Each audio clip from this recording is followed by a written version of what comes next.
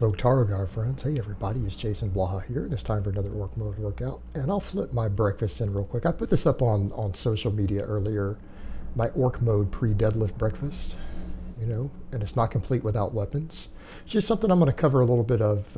It's almost joking, but I'm not really joking when I talk about that. I've got a video coming out with the Orc Mode training video and Orc Mode diet of just the philosophy of what I'm doing here and why I'm doing it and how it could be helpful to some of you who are trying to get as big and as strong as possible. You're trying to get maximum jackitudinous.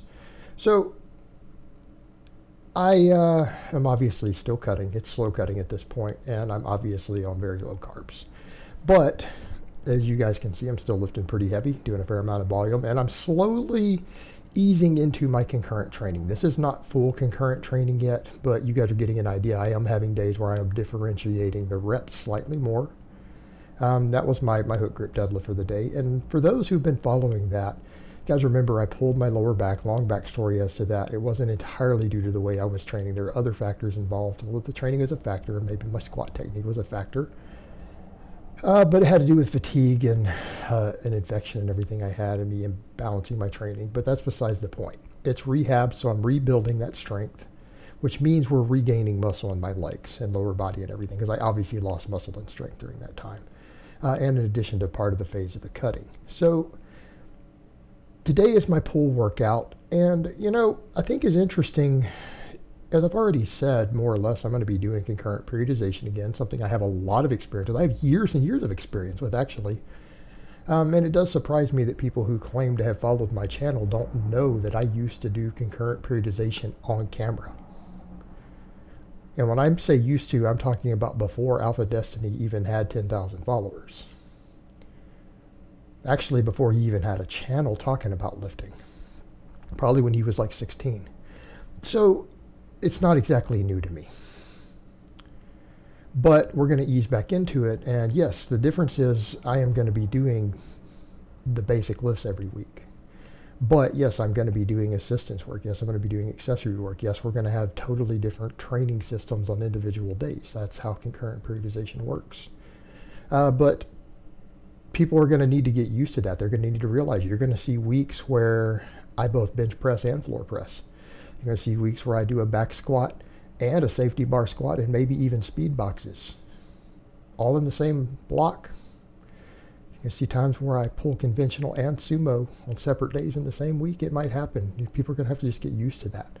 Doesn't mean we don't put an enormous amount of training volume onto the core lifts. We don't remove those.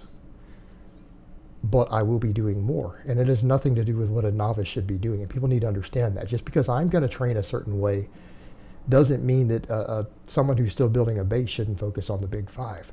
I'll go so far as to say if you can't hit my novice standards, you don't need to be doing concurrent training. Right? If you can't bench 225, squat 315, deadlift 405, you have no business doing this stuff yet. It's actually you're gonna reach your goals slower. All right, on to my good mornings. Oh, doing these with a safety squat bar, totally different beast. You guys remember when I used to do these with 3 plates aside plus chains? Anybody? You guys forgot about that? Yep. That was back before Greg Knuckles turned me off to good mornings, made me go against them, and before I realized that I like Greg, but he doesn't know everything. He doesn't know everything. I never had lower back pulls or anything when I did tons of good mornings. Never, ever, ever. And they didn't hurt my squat form one bit. I got to over 500 pounds squat before on camera after doing long phases of good mornings. I've gotten to a 605 squat in my 20s while doing tons of good mornings. I don't think they hurt my squats at all. So no, we're gonna incorporate them again. Now there's gonna be variations. There'll be times where I'm gonna enjoy using the safety box squat. There'll be times when I'll do a barbell. It's all good. But they are an accessory movement, right? They're an accessory movement. So yeah, I am going to be doing a lot of different stuff. And yes, it's going to be programmed in a way that might be hard for people to follow. But this is what you do. Advanced lifters do need slightly more complex programming. We do to get that last 2 to 3%. It's reality. And people need to understand, going back to it, it doesn't mean that that's what you need to do. you might not really benefit from that style of training for a couple more years from where you are right now. You know, build your base, guys. Full conventional training to build your base. And what people need to understand, you don't remove the conventional training when you add this stuff in. You add this stuff in addition to your conventional training. You don't detract from it. So yeah, today, again, people are seeing a little bit more stuff added in. I'm actually going to do my face pulls on camera because I do face pulls actually regularly. But since I'm doing them, they probably should be on camera more often because it gives the impression that the only stuff I do is what I do on camera. And normally it's my big lifts. I don't always do my band work and stuff on camera. But I don't want people to get the impression that I don't do face pulls or band work or things like that ever. Just like, you know, eventually I might start filming my GPP once a week, right? Because I'm doing kettlebell swings and stuff. I don't know if I really want to film stuff on the weekends because I don't like working on the weekend, to be honest. Outside of a little conditioning, I really don't. I like to take my weekends off from my job, and this is my job. And just like all of you, I'm sure you like weekends off. But maybe my Wednesdays or something, I'll start filming 10, 15 minutes of the conditioning work. Because once I get my work capacity up a little more, it's not like I won't be doing that much of it in an actual day. So, you know, it might be worth doing. People can follow along. But yeah, we will be easing into it. If people want to get a time frame,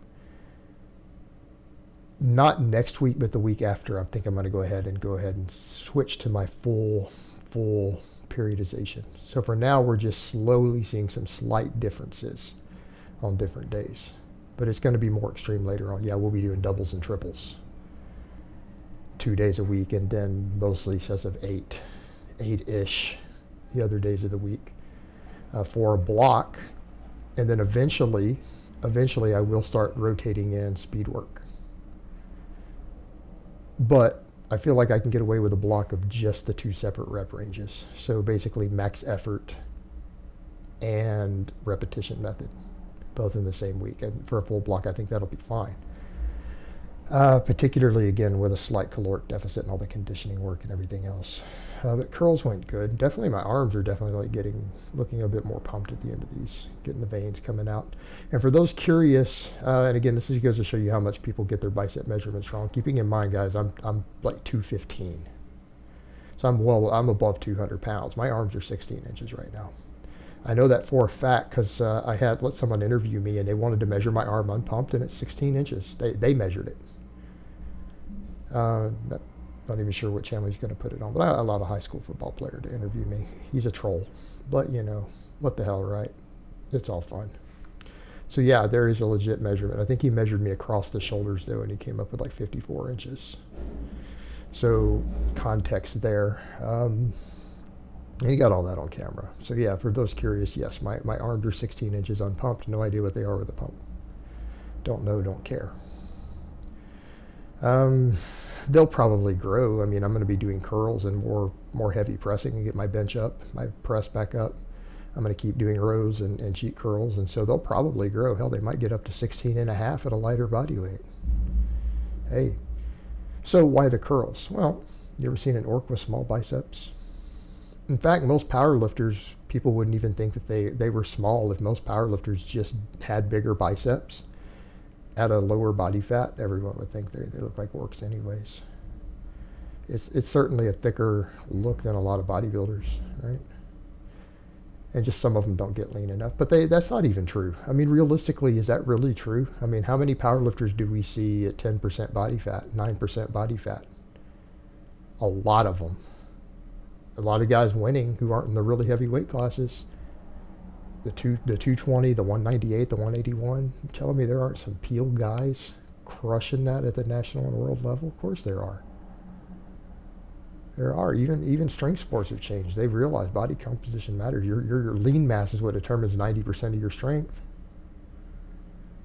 So if you can drop a weight class by stripping the fat down, you know. And then my face pulls. You guys can see what grip I use there.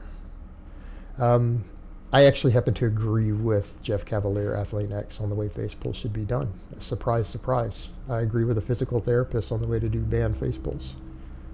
It shouldn't be a surprise. So there's my face pulls for those curious of what they look like and what I'm doing.